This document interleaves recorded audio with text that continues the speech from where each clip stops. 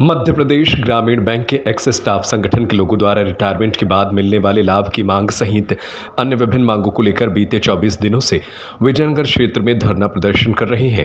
पीड़ित कर्मियों का धरना अब भूख हड़ताल में परिवर्तित हो गया है। रिटायर बैंक कर्मियों का कहना है कि प्रदेश में सैकड़ों की तादाद में उनकी संख्या है, जहां अब तक उन्हें उनका हक नहीं मिला है। ग्रामीण बैंक में सेवाएं दे चुके हैं। इन बैंक कर्मियों की माने तो बैंक प्रबंधन उनसे भेदभावपूर्ण रवैया अपना रहा है। मध्य प्रदेश ग्रामीण बैंक के प्रधान कार्यालय बीते 24 दिनों से वो लगातार तंबू लगाकर धरना दे रहे हैं, किंतु अब तक उनकी कोई सुध नहीं ले रहा है। पीड़ित लोगों का कहना है कि यदि उनकी मांगे नहीं मानी जाती है तो वह आमरण अनशन और पुतला दहन सहित अन्य तरह से आंदोलन को अंजाम देंगे। इन दिनों मध्य प्रदेश ग्रामीण बैंक एक्स स्टाफ के लोग कई दिनों से इंदौर के विजयनगर चौराहे के समीप धरने पर बैठे हैं, जिनकी विभिन्न तरह की मांगे हैं। यह वह लोग हैं जो मध्य प्रदेश ग्रामीण बैंक में कभी सेवाएं देते थे या रिटायर हुए, लेकिन रिटायर के बाद मिलने वाले जो लाभ होते हैं उसकी प्राप्ति इन्हें अब तक नहीं हुई है, जिसको लेकर यह बैंक पर तमाम तरह के आरोप भी लगा रहे हैं। वहीं बीते करीब लगभग 1 महीना कह सकते हैं 24 दिनों से ये यहाँ पर बैठे हैं, अपने काम काज सब यहीं से निपटा रहे हैं। सभी लोग सीनियर सिटीजन कहे जा सकते हैं और 2 लोग इनमें भूख हड़ताल पर भी बैठे हुए हैं, जिनके गले में ये फूलों की माला है। ये भूख हड़ताल पर बैठे हैं। बारी बारी से एक दिन सरकार के खिलाफ, सरकार को कहीं ना कहीं जगाने के लिए, प्रशासन को जगाने के लिए ये भूख हड़ताल कर रहे हैं। सर, क्या प्रमुख मांगे हैं जो आप 24 दिन से धूप ठंड सभी मौसम में बैठे हैं यहाँ पर? हमारी जो मुख्य मांगे हैं उसमें ग्रेच्युटी का भुगतान करना, अर्जित अवकाश का भुगतान करना, अनुकंपा भत्ता का भुगतान करना। इसमें अगर लीगली अगर देखें अपन तो इस मध्य प्रदेश ग्रामीण बैंक हमारे यहाँ जो रेगुलेशन है, सर्विस रेगुलेशन और ग्रेच्युटी एक्ट है और पेंशन रेगुलेशन है, ये पूरे देश में सभी ग्रामीण बैंकों पे लागू होता है। अक्षर से एक है। उसके बावजूद भी मध्य प्रदेश की बात करें, मध्य प्रदेश में 2 ग्रामीण बैंक हैं, मध्यांचल और मध्य प्रदेश। मध्यांचल में भी मध्य प्रदेश शासन के 2 डायरेक्टर हैं, मध्य प्रदेश ग्रामीण बैंक में भी 2 डायरेक्टर हैं। रिजर्व बैंक के 1 डायरेक्टर यहाँ है, 1 डायरेक्टर उस बैंक में भी है। नाबार्ड का 1 डायरेक्टर यहाँ है, नाबार्ड का 1 वहाँ है। लेकिन वहाँ का बोर्ड, वहाँ का चेयरमैन वहाँ ग्रेच्युटी पेमेंट कर रहा है हम जैसे लोगों को, लेकिन यहाँ का बोर्ड और यहाँ का चेयरमैन नहीं कर रहा है। कौन है चेयरमैन? सुनील शर्मा है। सुनील शर्मा कहते हैं कि यहाँ एम्प्लॉय लिखा है, इसलिए मैं अधिकारियों को भुगतान नहीं करूँगा। क्या उसके रेगुलेशन में एम्प्लॉय नहीं है? कब का रिटायरमेंट था आपका?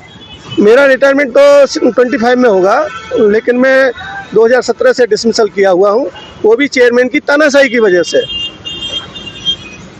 क्योंकि सच को सच कहना हर किसी के पचने की बात नहीं है। कितने लोग हैं सर आप जैसे जो सिटीजन्स? हमारे ऐसे लोग हैं 125 से ऊपर हैं, और इन लोगों में इतनी भी मानवीयता नहीं है। अभी इन्होंने कर्मचारी वाली बात करी थी कि हम कर्मचारी को ग्रेच्युटी देते हैं।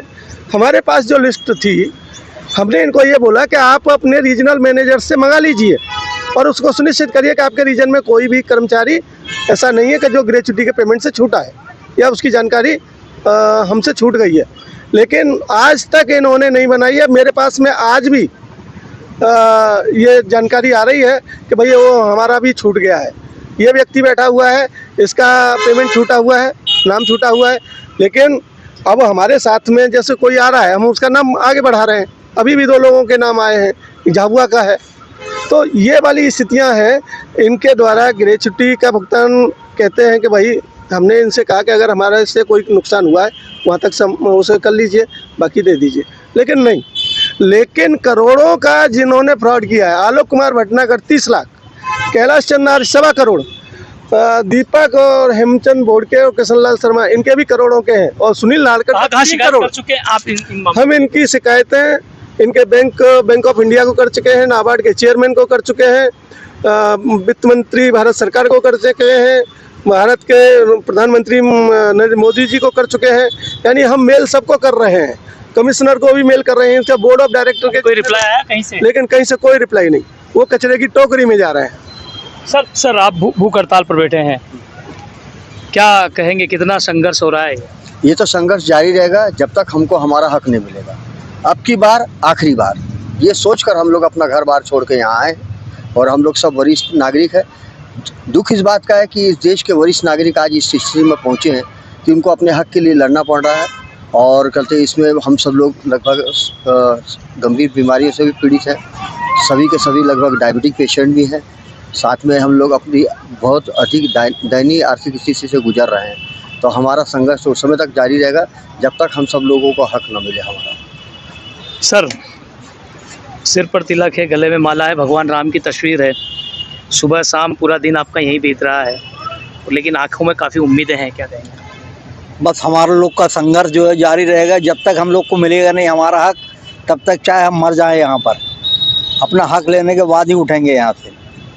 और ये हमारा 15 तारीख जनवरी से हमारा धरना आंदोलन चल रहा है पूरा, और ये 5 फरवरी से हमारा भूख हड़ताल, क्रमिक भूख हड़ताल चल रही है, और 12 तारीख से हमारा आमरण अनशन शुरू होगा, जिसमें हमारे जाट साहब, हमारे शर्मा साहब और दूसरे लोग भी सब बैठेंगे, और ये सब हम लेकर रहेंगे, क्योंकि ये चेयरमैन तानाशाही कर रहा है, इसलिए हम लोग का ये रोक के रखा हुआ है, जबकि ऐसा कोई नियम नहीं है।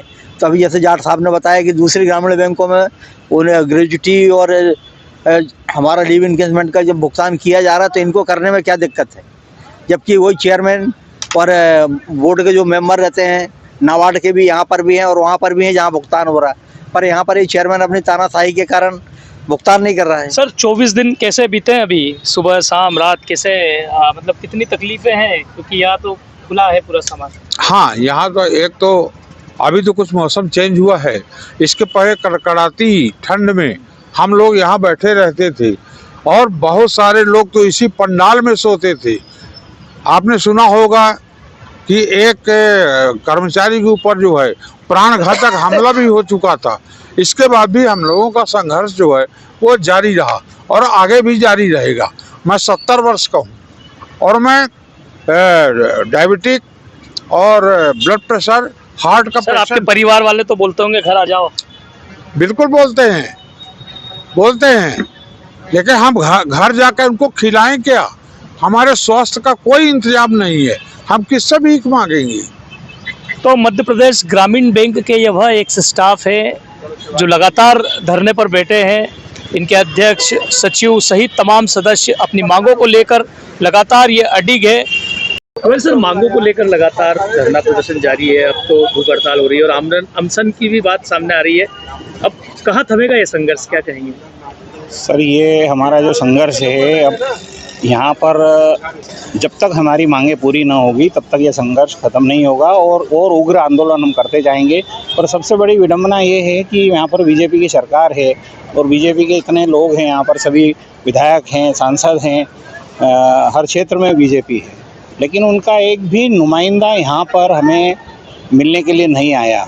ठीक है, हो सकता है कि कोई समस्या हो, लेकिन कम से कम एक सीनियर सिटीजन यहाँ पर करीब 25 दिन से धरना दे रहे हैं, आमरण अनशन की चेतावनी दे रखी है, लेकिन अभी कुछ समझ में नहीं आ रहा है कि वो लोग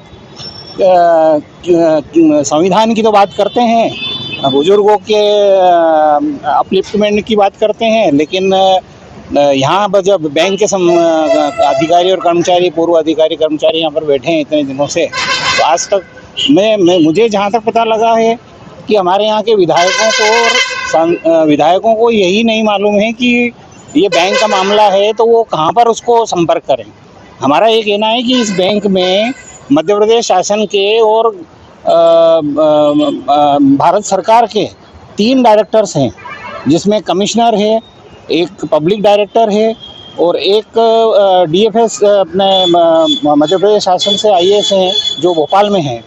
तो जबकि हमारे एक डायरेक्टर जो पब्लिक से हैं वो तो बीजेपी के कार्यकारिणी में भी कुछ मेंबर हैं, वो OBC के, वो भी उनसे भी मिले थे हमारे जो पदाधिकारी, परंतु मैनेजमेंट इतना शातिर है कि वो उनको भी जो है मिसगाइड कर रहा है। तो कब तक मिसगाइड करेंगे? हमारा तो यही रिक्वेस्ट है सभी से, जो भी हमारी मांगों को पूरी करने के लिए सहयोग देना चाहे, आगे क्या तो प्लान रहेगा? 1 to 1 हमसे बात करवाएं। आगे क्या प्लान रहेगा? अभी आमरण अनशन की हमने चेतावनी दी है, उसके बाद हम बैंक प्रशासन का पुतला दहन करेंगे और आत्मदाह की भी हम जो है उनको चेतावनी देंगे। उसमें निपटाएंगे हम, लेकिन आत्मदाह का भी हम लोग ये आंदोलन के चरण के अंतर्गत है। यहाँ पर हम आत्मदाह करेंगे, तभी बैंक प्रशासन जागेगा। मैं बीडी तिवारी, महासचिव।